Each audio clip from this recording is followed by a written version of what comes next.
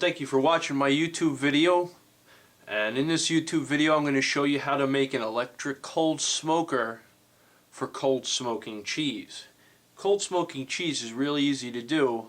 Essentially, it's a lot of fun, and you can make just about the cheapest cheese taste amazing.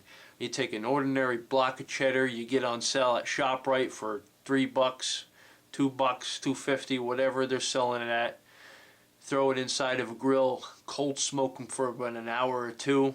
Let it sit overnight in a bag, and cut it up the next day into cubes or slices or however you like it, and that stuff is great. Personally, I like to do American cheese as well, and you wouldn't think, well, hey, American cheese, really? But let me tell you, American cheese really takes that smoke well, absorbs it, and really gives you a really amazing flavor. You can smoke just about any cheese, really. Pair it up with the appropriate wood, and you can have yourself really tasty cheese. But I'm going to show you how to make this electric cold smoker for about $26 from stuff from your local home center. I bought my stuff from Lowe's, and at the end of the video I'll give you the item numbers for everything for Lowe's, and I will also list them in the video description. But you put your wood chips in here, right inside that. You close the box, plug it in, and you get a lot of smoke really fast. And I'm going to show you how to make this. Here's what you need to make your smoker box. First, get yourself a stainless steel smoker box.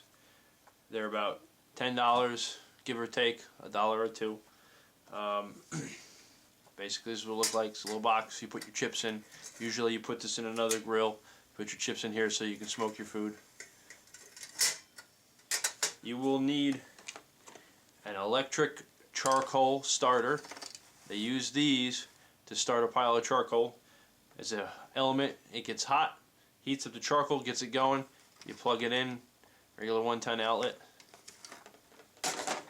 And also, I find it useful to grab something like this. This is actually an adjustable flavorizer bar, replacement for a gas grill. I'm going to use it as a cover plate for the element. Here are the tools you'll need. You'll need a screwdriver, Phillips head. You will need something to cut metal. I have a nipper, and it basically nips one single piece of metal at a time. Every time you squeeze it, that will be extremely easy. If you don't have a nipper, you can use a pair of tin snips. It won't be as clean of a cut, but it'll work. Or you can use a Dremel with a metal cutting disc. And you will also need, unless you're using a Dremel, you will need a power drill with a bit adequate for drilling into metal. Now, this is a stainless steel box, so it's going to be hard steel. I have a titanium bit in there. And you'll need something to mark with. Doesn't exactly have to be a giant marker, but I just happen to have this one handy. First, you're going to want to take your element here, your charcoal starter, and you're going to want to find the center here.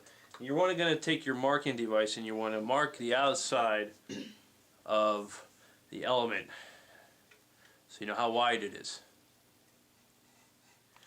Okay, now you want to mark across here so we know how wide it is, so when we cut our slot, it's going to be a nice snug hole. Now we want to, if you're using snips or a nibbler like I have, you're going to want to drill a starting hole in here so that you can get the end of your snips in, or you can get the head of your nibbler in. So you just want to drill a hole right in here to get you started. Okay, now that we have our hole drilled, which is big enough to get the end of the nibbler in there, I'm going to cut out a slot to fit the element through right along the edge here. And the way the nibbler works is it's pretty interesting. You get the nibbler started in the hole, Okay, and you just, one piece at a time, take a little chunk out. And you can just, works very easily, very little pressure. It takes one snapshot at a time of the metal out so that you can work with hard metals and it will keep nibbling away. Just stay in your little dotted line there and you're good. As you can see, a nibbler makes a really nice straight cut. Okay, it's slow going, but when you're done you have a really clean straight cut. Just keep working at it. If you have this little tool, you can find them on eBay pretty cheap. It's just called a nibbler. Like $5 or so. I think that's what I paid for this a while ago. I put some tape on it because when you're doing a lot of work with it, it kind of hurts your hands after a while, but it works good. Now there's our cut, and what we did was, as you'll see, it's a pretty snug fit. The snugger the better. So we can go on to the next step. Alright, now we want to prepare our element to go in there, and this is kind of too long. We want to take some of that back, maybe actually a 1/4 inch from this line that I have across here. And I want to cut some of that off. I want to leave some so that I can bend a tab to hold it in place in the box, and you'll see what I mean by that.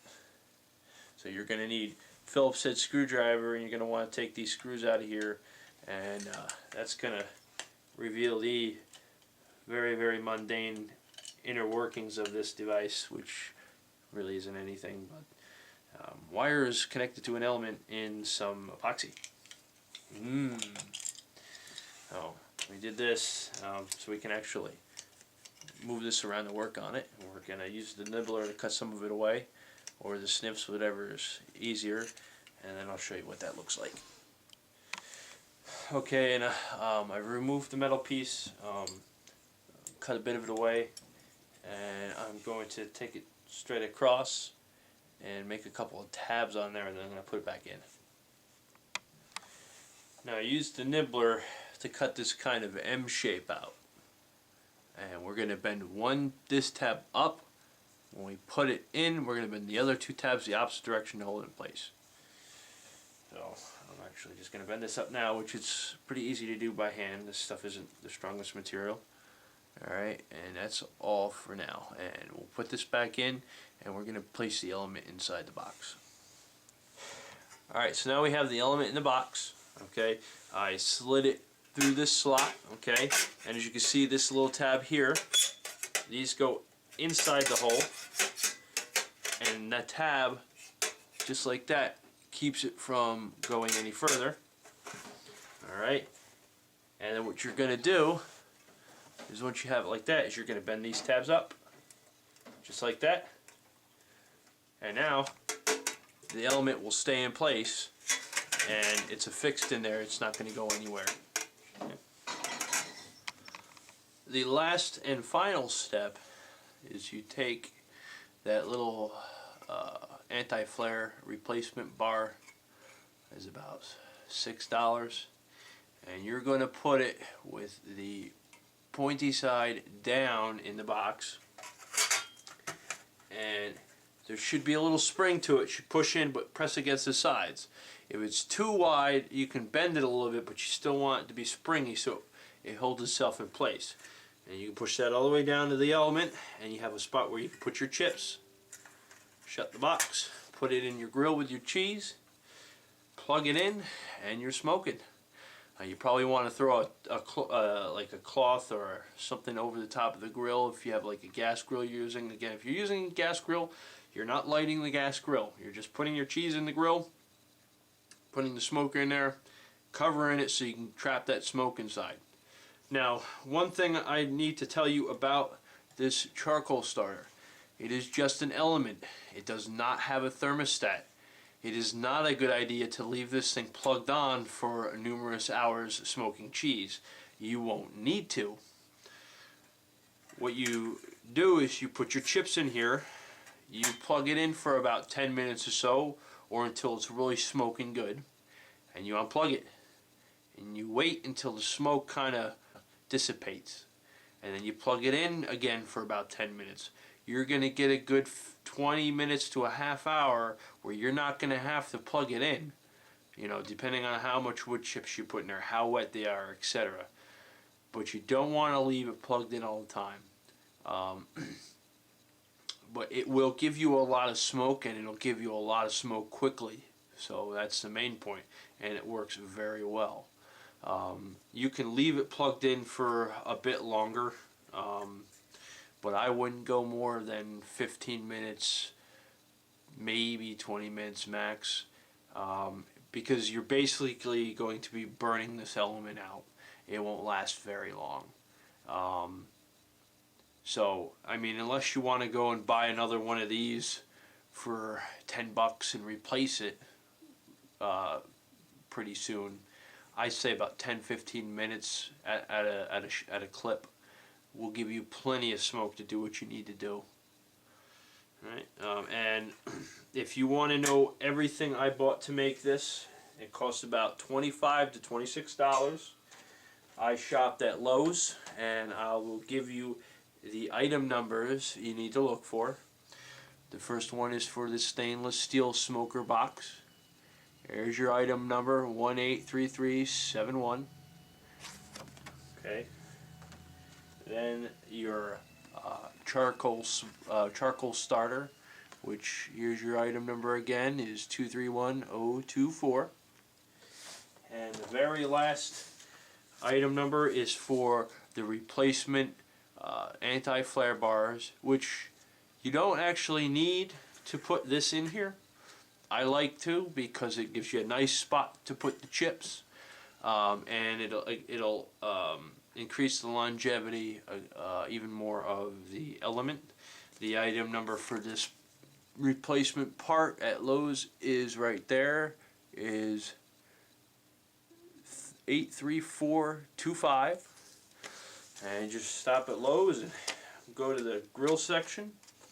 Look for all their little grill tidbits, and you'll find all this stuff pretty much in the same spot. And for about $26, you can have yourself a great cold smoker for cheese.